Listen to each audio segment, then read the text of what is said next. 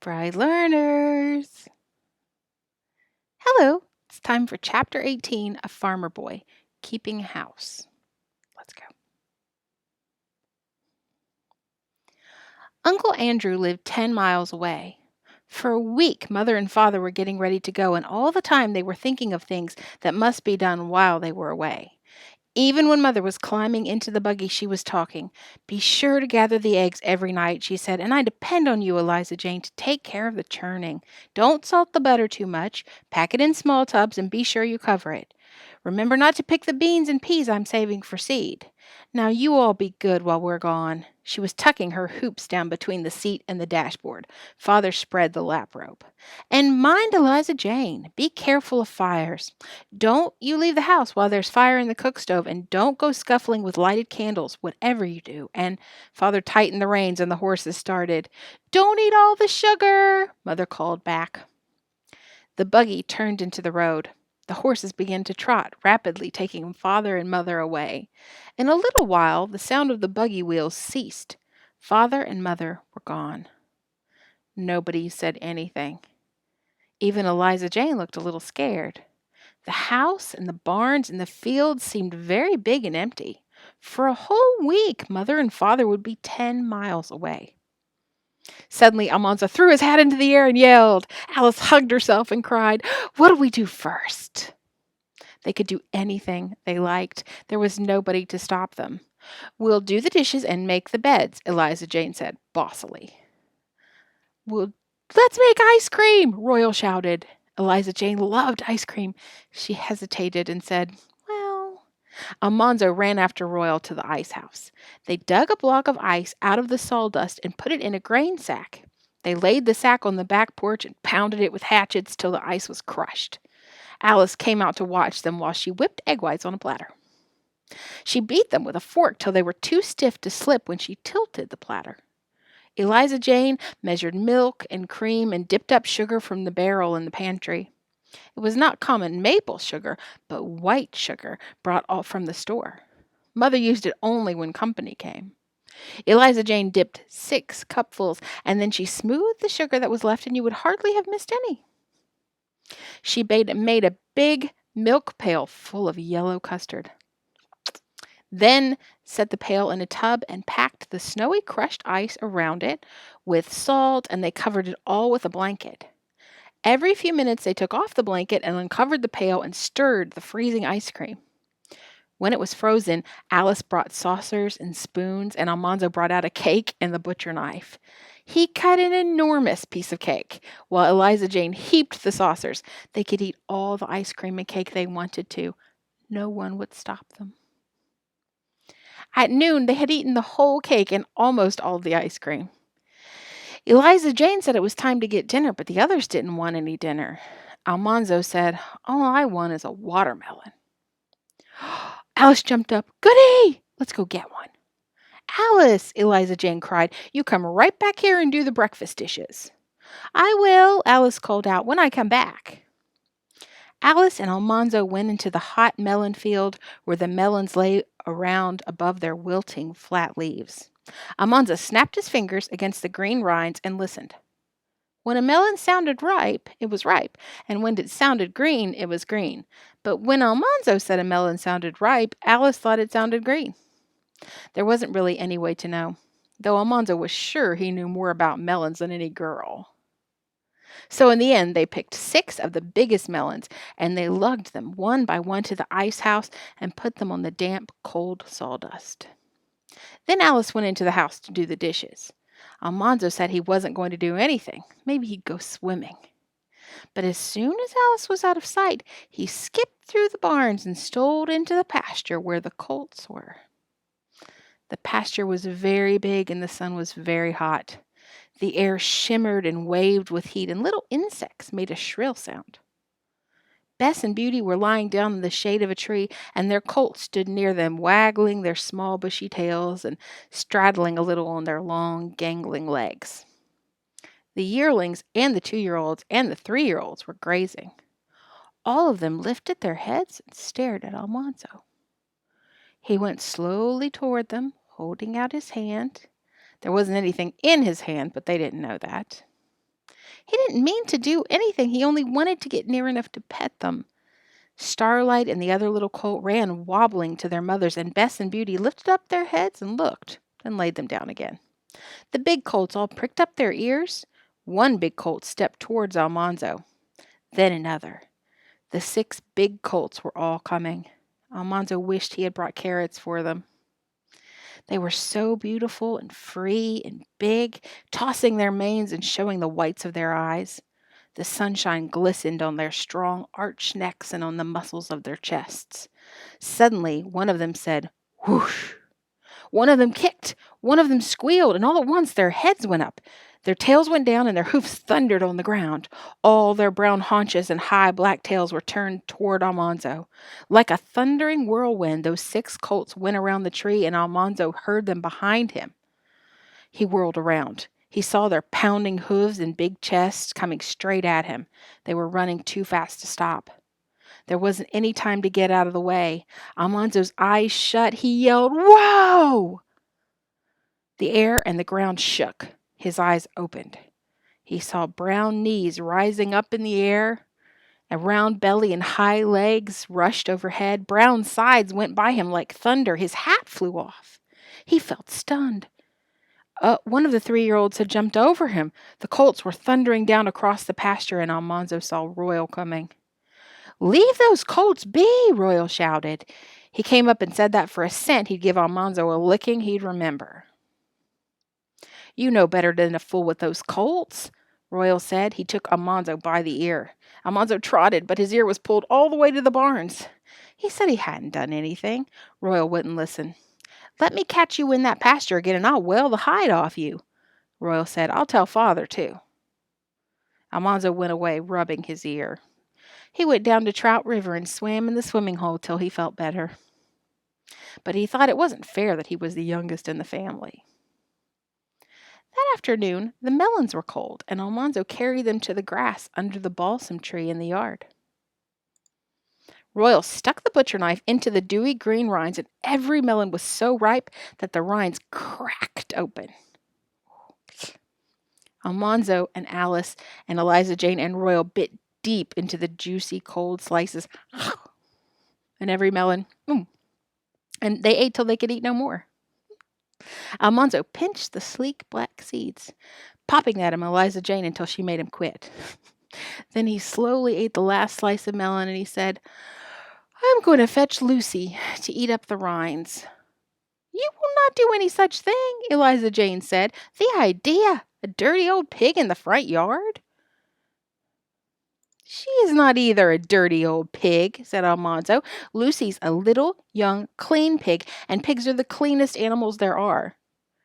You just ought to see the way Lucy keeps her bed clean and turns it and airs it and makes it up every day. Horses won't do that, nor cows, nor sheep, nor anything. Pigs, I guess I know that. I guess I know about as much about pigs as you do," Eliza Jane said. "Then don't call Lucy dirty. She's just as clean as you be." "Well, Mother told you to obey me," Eliza Jane answered, "and I'm not going to waste melon rinds on any pig. I'm going to make watermelon rind preserves." "I guess they're as much my rinds as they are yours," Almanzo began, but Royal got up and said, "Come along, Monzo, it's chore time." Almanzo said no more, but when the chores were done, he let Lucy out of her pen. The little pig was as white as a lamb, and she liked Almanzo. Her little curled tail quirked whenever she saw him. She followed him to the house, grunting happily, and she squealed for him at the door until Eliza Jane said she couldn't hear herself think. After supper, Almanzo took a plate of scraps and fed them to Lucy. He sat on the back step and scratched her prickly back. Pigs enjoyed that. In the kitchen, Eliza Jane and Royal were arguing about candy. Royal wanted some, but Eliza Jane said that candy pulls were only for winter evenings. Royal said he didn't see why candy wouldn't be just as good in the summer. Almanzo thought so too, and he went in and sided with Royal. Alice said she knew how to make candy. Eliza Jane wouldn't do it, but Alice mixed sugar and molasses and water and boiled them. Then she poured the candy on buttered platters and set it on the porch to cool down. They rolled up their sleeves and buttered their hands, ready to pull it, and Eliza Jane buttered her hands too. All the time Lucy was squealing for Almanzo. He went out to see if the candy was cool enough, and he thought his little pig should have some. The candy was cool. No one was watching, so he took a big wad of the soft brown candy and dropped it over the edge of the porch into Lucy's wide open mouth. Then they all pulled candy. They pulled it into long strands and doubled the strands and pulled it again. Every time they doubled it, they took a bite. It was very sticky. It stuck to their teeth and their fingers and their faces. Somehow it got in their hair and stuck there. It should have become hard and brittle, but it didn't. They pulled and they pulled. Still, it was soft and sticky. Long past bedtime, they gave it up and went to bed. Next morning, when Almanzo started to do chores, Lucy was standing in the yard. Her tail hung limp and her head hung down. She did not squeal when she saw him. She shook her head sadly and wrinkled her nose. Where her white teeth should have been, there was a smooth brown streak. Lucy's teeth were stuck together with candy. She could not eat, she could not drink, she could not even squeal. She could not grunt, but when she saw Almanzo coming, she ran. Almanzo yelled for Royal. They chased Lucy all around the house, under the snowball bushes and the lilacs. They chased her all over the garden. Lucy whirled and dodged and ducked and ran like anything. All the time she didn't make a sound. She couldn't. Her mouth was full of candy. She ran between Royal's legs and upset him. Almanzo almost grabbed her and went sprawling on his nose. She tore through the peas and squashed the ripe tomatoes and uprooted the green round cabbages. Eliza Jane kept telling Royal and Almanzo to catch her. Alice ran after her. Last they cornered her. She dashed around Alice's skirts. Almanzo fell on her and grabbed. She kicked and tore a long hole down the front of his blouse. Almanzo held her down. Alice held her kicking hind legs, and Royal pried her mouth open and scraped out the candy. Then how Lucy squealed. She squealed all the squeals that had been in her all night, and all the squeals she couldn't squeal while they were chasing her, and she ran screaming into her pen. Almanzo James Wilder, look at yourself, Eliza Jane scolded. He couldn't, and he didn't want to. By Lucy. Even Alice was horrified because he had wasted candy on a pig. And his blouse was ruined. It could be patched, but the patch would show. I don't care, Almanzo said. He was glad it was a whole week before Mother would know. That day they made ice cream again, and they ate the last cake. Alice said she knew how to make a pound cake. She said she'd make one, and then she was going to go sit in the parlor. Almanzo thought that wouldn't be any fun, but Eliza Jane said, You'll do no such thing, Alice. You know very well the parlor is just for company. It's not Eliza Jane's parlor, and Mother Hatton said she couldn't sit in it. Almanzo thought that Alice could sit in the parlor if she wanted to. That afternoon he came into the kitchen to see if the pound cake was done. Alice was taking it out of the oven. It smelled so good that he broke a little piece off the corner. Then Alice cut a slice to hide the broken place, and then they ate 2 more slices with the last of the ice cream. I can make more ice cream, Alice said. Eliza Jane was upstairs, and Almanzo said, Let's go into the parlor. They tiptoed in without making a sound. The light was dim because the blinds were down, but the parlor was beautiful. The wallpaper was white and gold, and the carpet was of Mother's best weaving, almost too fine to step on. The center table was marble-topped, and it held the tall parlor lamp, all white and gold china and pink painted roses. Beside it lay a photograph album with covers of red velvet and mother of pearl. All around the walls stood solemn horsehair chairs, and George Washington's picture looked sternly from its frame between the windows. Alice hitched up her hoop skirts and sat on the sofa. The slipper haircloth slid her right off onto the floor. She didn't dare laugh out loud for fear Eliza Jane would hear. She sat on the sofa again. It slid off again. Then Almanzo slid off a chair. When company came, they had to sit in the parlor. They kept themselves up on the slippery chairs by pushing their toes against the floor. But now they could let go and slide. They slid off the sofa and the chairs till Alice was giggling so hard that they didn't dare slide anymore. Then they looked at the shells and the coral and the little china figures on the whatnot. They didn't touch anything. They looked till they heard Eliza Jane coming downstairs. Then they ran tiptoe out of the parlor and shut the door without a sound. Eliza Jane didn't catch them. It seemed that a week would last forever, but suddenly it was gone. One morning at breakfast, Eliza Jane said, "Father and Mother will be here tomorrow." They all stopped eating. The garden had not been weeded. The peas and beans had not been picked, so the vines were ripening too soon. The hen house had not been whitewashed. "This house is a sight," Eliza Jane said, "and we must churn today, but what am I going to tell Mother? The sugar's all gone." Nobody ate any more. They looked into the sugar barrel, and they could see the bottom of it. Only Alice tried to be cheerful. "We must hope for the best," she said. "Like Mother, there's some sugar left. Mother said don't eat all the sugar, and we didn't. There's some around the edges." This was only the beginning of that awful day. They all went to work as hard as they could. Royal and Almanzo hoed the garden. They whitewashed the hen house. They cleaned the cow stalls and swept the south barn floor. The girls were sweeping and scrubbing in the house. Eliza Jane made Almanzo churn till the butter came, and then her hands flew while she washed and salted it all and packed it in a tub. There was only bread and butter and jam for dinner, though Almanzo was starved. "Now, Almanzo, you polish the heater," Eliza Jane said. He hated to polish stoves, but he hoped Eliza Jane would not tell that he had wasted candy on his pig. He went to work with the stove, blacking in the brush. Eliza Jane was hurrying and nagging. "Be careful and don't spill that polish," she said, busily dusting. Almanzo guessed he knew enough not to spill stove polish, but he didn't say anything. "Use less water, Almanzo, and mercy, rub harder than that." He didn't say anything. Eliza Jane went into the parlor to dust it. She called, "Almanzo, that stove done now?" "No," said Almanzo. "Goodness, don't dawdle so." Almanzo muttered, "Whose boss are you?" Eliza Jane asked, "What's that you say?"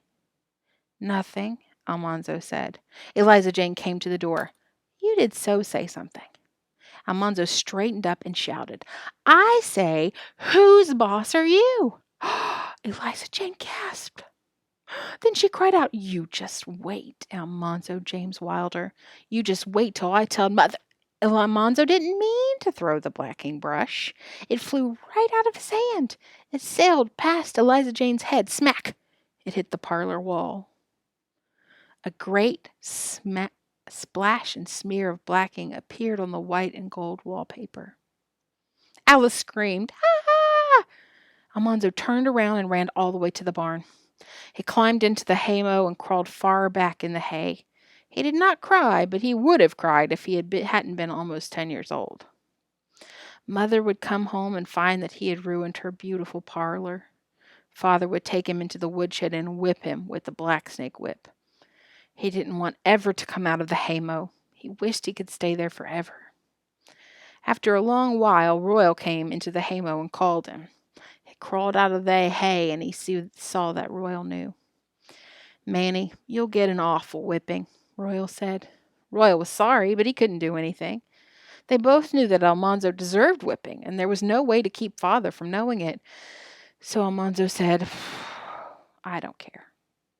He helped do the chores, and he ate supper. He wasn't hungry, but he ate to show Eliza Jane he didn't care. Then he went to bed.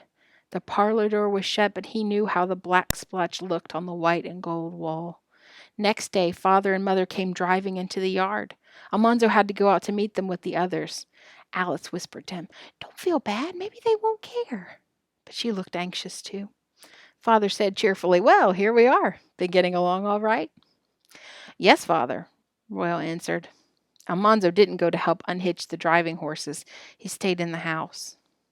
Mother hurried about, looking at everything while she untied her bonnet strings. "I declare, Eliza Jane and Alice," she said, "you've kept the house as well as I'd have done myself." "Mother," Alice said in a small voice. "Mother." "Well, child, what is it?" "Mother," Alice said bravely, "you told us not to eat all the sugar." "Mother, we ate almost all of it." Mother laughed. "You've all been so good," she said, "I won't scold about the sugar." She did not know that the black splotch was on the parlor wall. The parlor door was shut. She did not know it that day, nor all the next day. Almanzo could hardly choke down his food at meal times, and Mother looked worried. She took him to the pantry and made him swallow a big spoonful of horrible black medicine she had made of roots and herbs. He did not want her to know about the black splotch, and yet he wished she did know. When the worst was over, he could stop dreading it. The second evening, they heard a buggy driving into the yard. Mr. and Mrs. Webb were in it. Father and Mother went out to meet them, and in a minute they all came into the dining room. Almanzo heard Mother say, "Come right into the parlor." He couldn't move. He dared not speak. This was worse than anything he had thought of. Mother was so proud of her beautiful parlor. She was so proud of keeping it always nice. She didn't know he had ruined it, and now she was taking company in. They would see that big black splotch on the wall. Mother opened the parlor door and went in. Mrs. Webb went in, and Mr. Webb and Father. Almanzo saw only their backs, but he heard the window shades going up. He saw that the parlor was full of light. It seemed to him a long time before anybody said anything. Then Mother said, "Take this big chair, Mr. Webb, and make yourself comfortable. Sit right here on the sofa, Mrs. Webb." Almanzo couldn't believe his ears.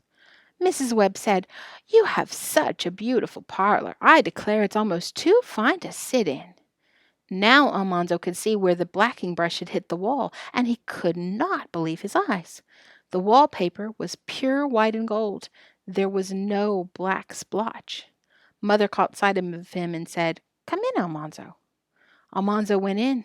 He sat up straight on a haircloth chair and pushed his toes against the floor to keep from sliding off. Father and Mother were telling all about the visit to Uncle Andrew's. "Didn't you worry leaving the children here alone and you so far away?" Mrs. Webb asked. "No," Mother said proudly. "I knew the children would take care of everything as well as if James and I were home." Almanzo minded his manners and did not say a word. Next day, when no one was looking, he stole into the parlor. He looked carefully at the place where the black splotch had been. The wallpaper was patched. The patch had been cut out carefully around the gold scrolls. The patch and the pattern was fitted perfectly, and the edges of the patch scraped so thin that he could hardly find them. He waited until he could speak to Eliza Jane alone, and then he asked, "Eliza Jane, did you patch the parlor wall for me?" "Yes," she said. "I cut the scraps out of wallpaper that were saved in the attic, and I cut out the patch and put it on with flour paste." Alonzo said gruffly, "I'm sorry I threw that brush at you. Honest, I didn't mean to, Eliza Jane." "I guess I was aggravating," she said, "but I didn't mean to be. You're the only little brother I've got." Alonzo had never known before how much he liked Eliza Jane. They never told about the black splotch on the parlor wall, and Mother never knew. All right, bright learners, I will see you next time. Until then, read good books. Bye.